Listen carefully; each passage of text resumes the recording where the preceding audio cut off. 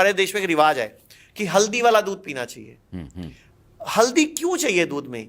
क्योंकि हल्दी को हजम होने के लिए फैट चाहिए, इसीलिए दूध में डाली गई। लेकिन साइंस तो अब डेवलप हुई है। हमारे पूर्वजों को कैसे पता था? आज अमेरिका लाटे मिल्क बेच रहा है ना, या रशिया में लाटे मिल्क बिक रहा है, लेकिन हमारे देश पूर्वज तो हल्दी वाला दूध पीते थे। लेकिन आज की डेट में दूध नकली है, मिलावटी है, तो नहीं पीना। तो आप हल्दी को नारियल पानी में घोल के पी लो। अच्छा, नारियल पानी लो, हल्दी में घोल के पी लो, एंटी कैंसरस है। क्योंकि खाली हल्दी खाओगे तो हजम नहीं होगी, क्योंकि उसकी बॉडी में उसका जो करक्यूमिन है वो फैट सोल्यूबल है, इस्तेमाल नहीं होगा, वो यूज ही नहीं होगा। जैसे अगर आप आयरन का सप्लीमेंट खा रहे हो और दूध वाली चाय पी रहे हो, तो आयरन सप्लीमेंट बॉडी को लगेगा ही नहीं आपकी।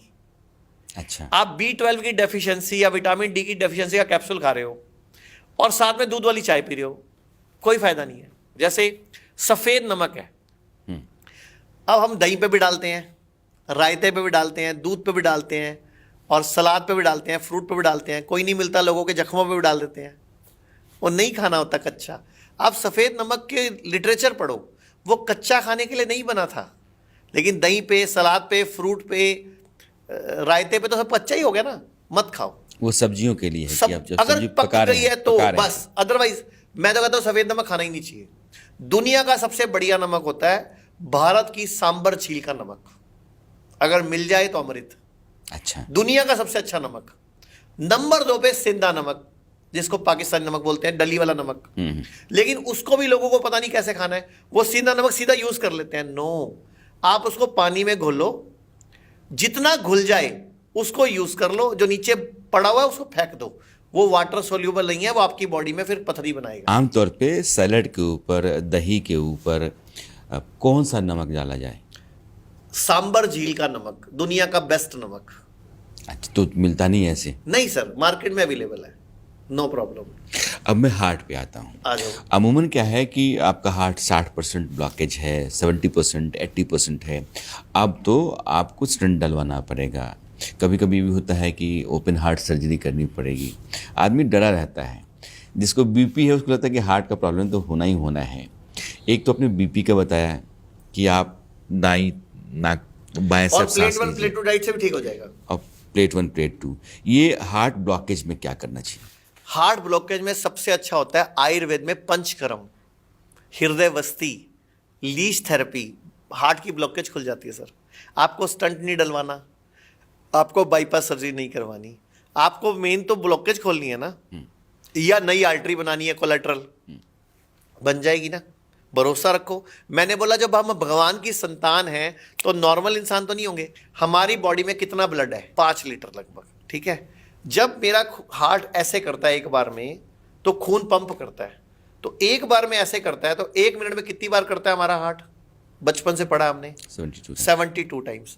जब एक बार ऐसे करता है तो कितने ml खून आगे फेंकता है? लगभग 70 ml। तो 70 गुणा 72 लगभग 5 लीटर हो गया। तो 1 मिनट में मेरा पूरा ब्लड 5 लीटर पंप हो जाता है। क्लियर?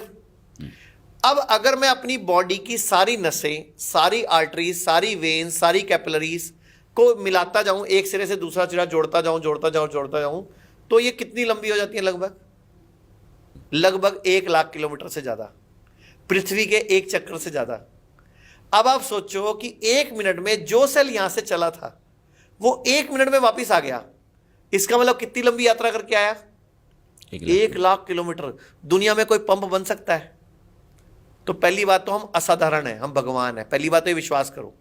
तो ब्लॉकेज खोलना भी आसान ही होगा। फिर अगर मैं अपने आप को भगवान साबित करा दूंगा तो फिर आपको भगवान साबित कर दूंगा, या दर्शक भगवान साबित हो जाएंगे, तो आपको लगने लग जाएगा ना कि हम खुद के को ठीक कर सकते हैं। 1 मिनट में मेरा जो सेल यहां से चला 1 लाख किलोमीटर की लंबी यात्रा करके आ गया, तो अभी भी लगने लग गया आप नीचे भगवान है।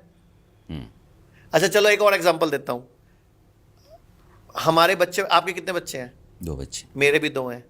हमारी वाइफ के पेट में एक छोटा सा सेल गया, 9 महीने बाद आंख, नाक, कान, मुंह, पैर, दिल धड़कता हुआ, आंखें चलती हुई, झपक रहा है वो, कानों से सुनता हुआ बच्चा कैसे गोद में आ गया सर?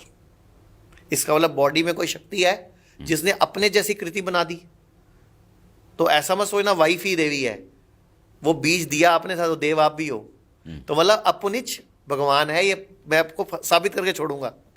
अच्छा, अब दूसरी बात, अब हार्ट में आ गई ब्लॉकेज। हाँ।